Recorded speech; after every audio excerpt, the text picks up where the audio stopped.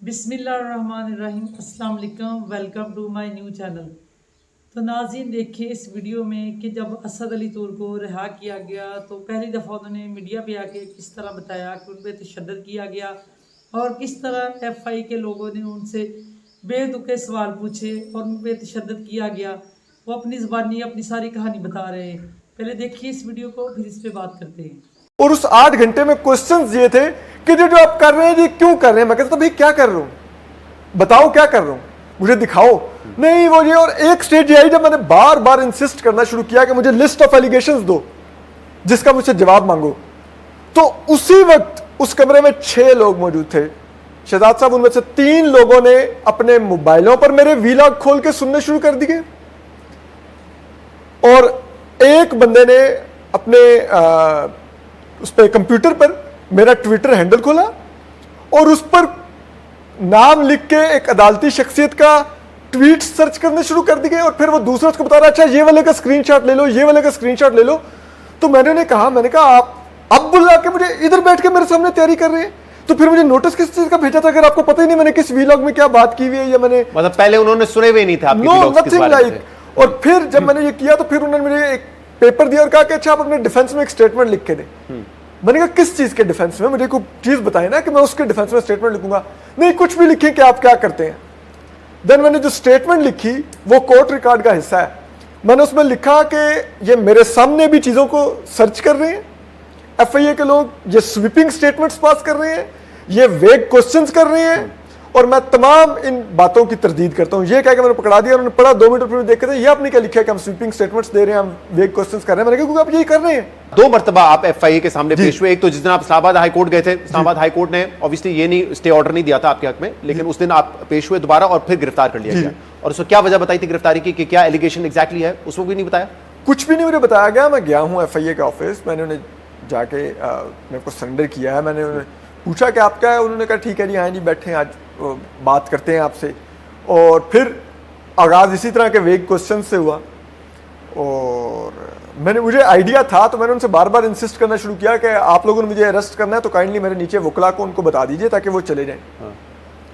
ठीक है, तो फिर उन्होंने मुझसे पूछ लिया कि आपको कैसे पता है हमने आपको अरेस्ट करना है। मैंने कहा मुझे आइडिया है ना, मैंने कहा सहाफ़ी हूँ यार, इतना तो मैं चेक कर ही सकता हूँ। तो उन्होंने कहा अच्छा फिर आप उस वक्त कोई स्पेसिफिक बात नहीं की कि आपने जजेस के खिलाफ मुहिम चला रहे हैं, उनके खिलाफ इल्जामात लगा रहे हैं, ऐसी कोई बात नहीं की? नहीं की उस वक्त फिर कि आपने ये फ्लां वीलॉग में जो ये बात की थी, एक जजेस के बारे में उन्होंने सिर्फ 2 सवालात किए, उसके बाद कोई उस तरफ नहीं सवालात किए। ये जो आपके ऊपर जो चार्जेस लगाए थे बड़े सीरियस किस्म के चार्जेस थे कि दहशतगर्दी की तशहीर करना, साइबर टेररिज्म के आपके ऊपर इल्जामात लगे और सुप्रीम कोर्ट में भी जब समाअत हुई तो अटॉर्नी जनरल ने भी कहा कि गलत किस्म के इल्जामात हैं और चीफ जस्टिस ने भी कहा कि ये इल्जामात क्यों लगे उस पर। तो इस हवाले से कोई आपसे तफ्तीश की गई कि ये जो रेलिवेंट शिकें इन्होंने लगाई थी या इररेलेवेंट शिकें जो लगाई थी पीका की, उस पर कोई तफ्तीश हुई कि ये क्या करते रहे आपने अपने व्लॉग्स में? नहीं बिल्कुल ऐसा कुछ नहीं पूछा। उसमें ये कहते रहे कि देखें वो फलाने एक बिजनेसमैन है जिनका पिछले दिनों वो सुप्रीम कोर्ट में केस उनके खिलाफ गया था फैसला, सुना वो फंडिंग कर रहे हैं, ये है वो है। तो मैंने कहा यार मेरे बैंक अकाउंट सब मैं आपको दे चुका हूँ, उनको ऑडिट कर लें, देख लें मेरे कौन से पैसे आ रहे हैं, कहाँ से आ रहे हैं। आप जब कस्टडी में थे तो हमने आपके जो वकला हैं ईमान मजारी और हादी, उनसे जब रब्ता किया था तो उन्होंने भी आके ये कहा था, इनफैक्ट उन्होंने एक वीलॉग में भी बताया था कि असद से जो सवाल हो रहे हैं वो दूसरे इदारों के हवाले से सवाल। जी बिल्कुल बिल्कुल, वो मैंने आपको बताया ना, पहले दिन 2-3 सवाल अदलिया के बारे में हुए, उसके बाद तफ्तीश का रुख बिल्कुल मुड़ गया और वो कहीं और ही जाने लग गए सवालात, कुछ और शख्सियात के बारे में सवालात शुरू हो गए और मुझसे पूछा जाने लग गया कि आपका सोर्स क्या उनके दफ्तर में था, कहां पर था। मैंने कहा भाई मैं नहीं बताऊंगा आपको क्या था आपका सोर्स, अपनी डिवाइस दें। मैं कहता था नहीं भाई मैं ये नहीं बता सकता। एक सहाफ़ी की सारी उम्र की कमाई उसकी क्रेडिबिलिटी और उसके सोर्स होते हैं, पैसा सहाफ़ी की कमाई होता ही नहीं है। मैं कहता था कि यार आप मुझे क्या कह रहे हैं, मैं ये नहीं कर सकता। तो वो उसी के ऊपर इंसिस्ट करते रहते थे। जब आपने ये ओन कर लिया था कि ये वीडियोस मेरी है, उसके बावजूद वो इंसिस्ट कर रहे थे कि आप अपने सोर्सेज को जो है वो डिक्लेयर करें, तो किसी पॉइंट पे ये लग रहा था असद के ये मामला और ज़्यादा लंबा जाएगा, बेल मिलना मुश्किल हो जाएगी और जिस किस्म के चार्जेस लगाएं उस पर एक लंबी सज़ा हो सकती है। मामला तो अभी केस तो ख़त्म नहीं हुआ है आपका, जो आपकी टीम इस वक्त ट्राई कर रही है, मामला आपका अदालत में है, लेकिन लग रहा था कि जिस मूड में है वो शायद बेल वगैरह मिलना मुश्किल हो जाएगी। वो बिल्कुल इसका इजहार करते थे मेरे सामने ये लोग, और ये कहते थे कि हम आपकी बेल नहीं होने देंगे। हमने FIA में FIA वाले कहते थे, और वो कहते थे कि आप देख रहे हैं ना किस तरह सुकून से एक्सटेंड किया जा रहा है आपका रिमांड, तो हमने इसी दौरान में आपका चालान सबमिट कर देना है, और इस चालान के दौरान ट्रायल शुरू हो जाएगा। और क्योंकि ट्रायल के दौरान बेल नहीं मिलती होती और आपका केस बहुत सीधा साधा है, आपने अपना सब कुछ ऑन किया और आप कहते हैं मैं इस पर कायम हूं, तो 3-4 पेशियां होंगी, आपकी कन्विक्शन हो जाएगी, आप अंदर है। मैं कहता था ठीक है, मतलब जुडिशल से पहले ये मामला जो है वो उनकी बातें करते थे। सही।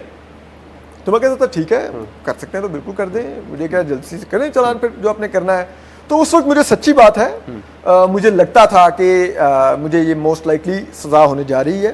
क्योंकि पूरी रीडिंग क्या थी, क्या वजह क्या थी फिर पकड़ने की? जब सवाल नहीं हो रहे, रेलिवेंट शिकें नहीं लगाई जा रही, तो मकसद क्या था पकड़ने का? फिर आप किस नतीजे पे पहुंचे? मुझे ये लगता था कि एक तो ये था कि मुझे किसी तरह उस जगह पर लाया जाए कि जहां पर मैं खुद निगोशिएशन का आगाज करूं। क्यों लाया जाए? इसलिए लाया जाए कि मैं वो बातें करता हूं जो अब इस मुल्क में शायद नहीं की जा सकती। तो वो था कि इसको किसी तरह उस ऑर्बिट में लाया जाए कि जहां पर ये कहे निगोशिएशन करे और फिर इससे कुछ शरायत मिलवा के, तो और अगर ये नहीं करता तो फिर ठीक है, सजा दिलवाई जाए। ये 10 दिन तक आप एक तो FIA के कस्टडी में थे? 12 दिन। 12 दिन तक। वो टाइम आपका कैसा गुजरा? हाउ डिफिकल्ट वाज इट, और कितनी मुश्किलात आपके लिए पैदा करने की वहां पे कोशिश की गई? वो टाइम शहजाद साहब बहुत ही टफ था एक लिहाज से। ये नहीं कि मुझे कोई फिजिकल टॉर्चर किया जाता, बिल्कुल नहीं था फिजिकल टॉर्चर, लेकिन एक मेंटल टॉर्चर बहुत ज्यादा था। आप सो नहीं पाते, आपको एक छोटा सा सेल है, ठीक है, मेरे ख्याल में 10 बाय 12 का रूम था वो, उसके अंदर आप सोचिए ना 19 लोग आ जाए। 19 लोग। वॉशरूम आउट ऑफ ऑर्डर है, उस ऑफिस में पानी नहीं आता था, वॉशरूम आउट ऑफ ऑर्डर है, और इतनी स्मेल होती थी कि सेल भी ऐसे जो हवालात थे वो ऐसे लगता था कि वॉशरूम ही है। इवन कि मैंने एक दिन जाके उनको कहा, जो FIA के एहलकार गुजरे थे, तो मैंने उन्हें कहा कि यार कुछ पानी कैसे इधर मंगवाएगा, तो वो मेरे जब सेल के करीब पहुंचे तो एकदम एक कदम पीछे हटके उन्होंने कहा कि यार ये एग्जॉस्ट तो चलाओ। तो मतलब सोचिए ना कि उनको खुद वो उधर स्मेल बर्दाश्त, डेलिबरेटली ऐसी हालत में रखा गया जिसका शायद मकसद ये हो सकता है कि तोड़ने की कोशिश करें आप। बिल्कुल आम आदमी ऑब्वियसली जो एक नॉर्मल माहौल में रहता है उसके लिए बड़ा मुश्किल हो जाता है। बिल्कुल यही कोशिश थी।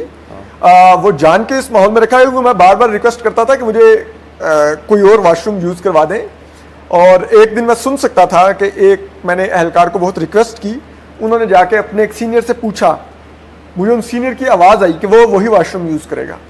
तोड़ने की कोशिश की थी लेकिन आप नहीं टूटे। आप जितनी भी पेशियों में आप आए, आप यही कहते रहे कि मैं अपनी सोर्सेज भी नहीं बताऊंगा जी, मैं गैजेट्स जो है वो सब चीजों को ओन कर चुका हूं, अपनी वीडियोस को, फिर क्या मजीद इसकी जरूरत है? और अडियाला जेल में फिर आप गए, वहां पे भी ये इतलात आई कि आपको आइसोलेशन में रखा गया था, जबकि आइसोलेशन में तो या बहुत हाई प्रोफाइल कैदी हो जैसे सियासी या कोई खतरनाक कैदी हो, उनको रखते हैं आइसोलेशन में, अदरवाइज तो मुल्जिम को आइसोलेशन में नहीं रखते। जी, मुझे पहली रात यही हुआ मेरे साथ। मुझे जाके एक सेल में ले जाया गया, जो बिल्कुल एक जो कैदियों की बैरक थी उसके बैक साइड में एक जगह थी, वहां पर उसके इर्द गिर्द 4 दीवारें थी बहुत ऊंची ऊंची, और उसके ऊपर बॉब वायर लगी हुई थी। वहां पे मुझे अंदर ले जाया गया। अंदर ले जाके एक छोटा सा 8-10 मरले का प्लॉट था जिसमें जंगली घास उगी हुई थी। उसके एंड पे एक आइसोलेशन में एक छोटा सा सेल था जिसमें मुझे भेजा गया अंदर, और वहां पर डाल के मुझे लॉक करके चले गए। ना वहाँ पर कोई पुलिस वाला था, ना कोई इंसान, ना कुछ था, और मेरे सेल में कंबल भी नहीं था, कुछ नहीं था, सर्दी थी। तो मुझे थोड़ी देर बाद बड़ी शदीद सर्दी लगने लग गई, तो मैंने वो उससे बोतल से बजाना शुरू कर दिया सलाखों को कि कोई आए सुने। फिर मैंने आवाज़ें दी बहुत, कोई नहीं आया। और फिर इन एंड एक आए, मुझे बहुत देर गए, फील हुआ कि कोई बाहर वॉक कर रहा है, तो मैं देखा तो एक पुलिस वाले मुझे दूर नजर आए। मैंने आवाजें दी, वो आए। वो जब गए और वो एक लेके आए फर्स्ट एड वाला बॉक्स किसी को साथ, तो उसने मुझे आके कहा कि आपके सेल की तो हमारे पास चाबी नहीं है, अब हम आपको चेक कैसे करें। तो वो मुझे उधर से दूर से गोली फेंक के ये खा लो। मैंने कहा किस चीज़ की गोली है? उन्होंने कहा आप कह रहे हैं ना कि आपको सर्दी लग रही है, आपको रिलैक्स कर देगी। मैंने कहा भाई मैं यूँ ब्लाइंडली कोई गोली नहीं खा सकता। और नेक्स्ट मॉर्निंग जब मुझे ले जाया गया, चेक किया गया, तो मुझे 102 बुखार था। और फिर जो दूसरी चीज़ थी, वहाँ पर आपको रीडिंग मटेरियल नहीं देते, अखबारें, बुक्स नहीं मुझे आने दी जाती थी। लिटरली शहजाद साहब, मैं टूथपेस्ट के ऊपर लिखे हुए अल्फाज पढ़ता रहता था। टाइम गुजारने के लिए, क्योंकि मेरे पास कुछ नहीं था करने को। मकसद ये था कि मेंटल टॉर्चर किया जाए और इतनी मुश्किलात पैदा की जाए कि वक्त ना गुजारा जाए ना वहाँ जी। पे। जी तो पहली रात तो बहुत ही अजीबो गरीब गुजरी थी। फिर उसके बाद मुझे ये भी होता था कि लाइक बाकी कैदी जेल के अंदर घूम सकते हैं, लेकिन मुझे एक मखसूस अहाता में महदूद कर दिया गया था और कहा था कि मैं बाहर नहीं जा सकता और कोई अंदर आके मुझसे इंटरेक्ट नहीं कर सकता। सही है। तो मैं